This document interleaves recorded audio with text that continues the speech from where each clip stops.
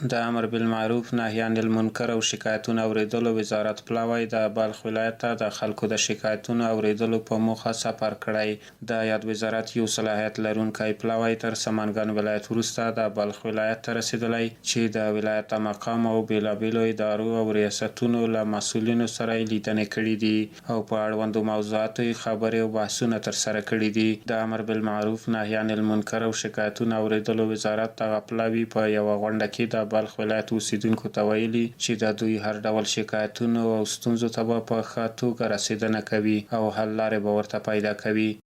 چې هغه واقعي شکایت داسې نه چې بې ځایه شکایت وي، چې واقعي شکایت وي هغه به ستاسو له اورېدل کېږي او هر څوک چې وي هغه که په نظام کې کشني رتبه ولري که لوړ رتبه ولري هغه به راغوښتل کېږي او ستاسو شکایت به اورېدل کېږي.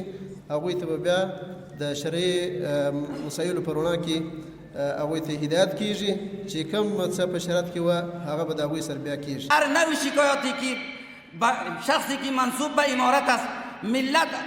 کدام منصوبین امارت اسلامی شکایت دارد انشاءالله ما را به توان قدرت میشنویم، انشاءالله به توان قدرت انشاءالله حل میکنیم.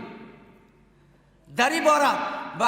خاطر همه شما را در اینجا زحمت دادیم، شما هیچ حراس نداشته باشین. خدا نخواسته ما اگر از کماندانی شکایت کنیم برای ما کماندان کدام سرزنش میته یا از مقام ولایت شکایت کنیم برای ما سرزنش میته از هیچ بی‌پروا باشیم. این تقاضای ما است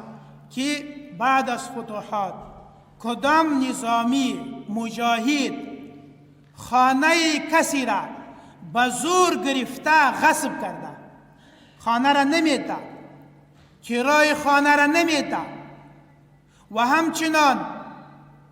موتر شخصی کسی را غصب کرده گرفته نمیده، نو شما میتونین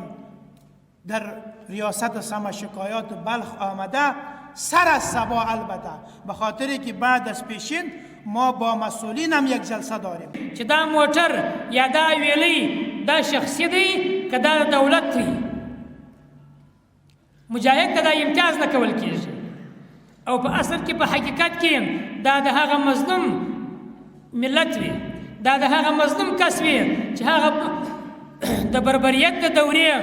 یو ظالم فاسد انسان د څخه په زور باندې نیولې وه. دا یادونې وړ ده چې د امر بالمعروف نهي عن المنکر او شکایتونو اوریدلو وزارت د ډول رغنده فعالیتونو څخه عام هیوادوال خوښي څرګندوي. وایي چې کله د دوی ستونزو او شکایتونو ته په ښه توګه رسیدنه وشي نو د ولسونو باور په نظام نور هم زیاتیږي او ټولنیز عدالت پلي کېدو ته به ښه زمینه ورسره برابره شي.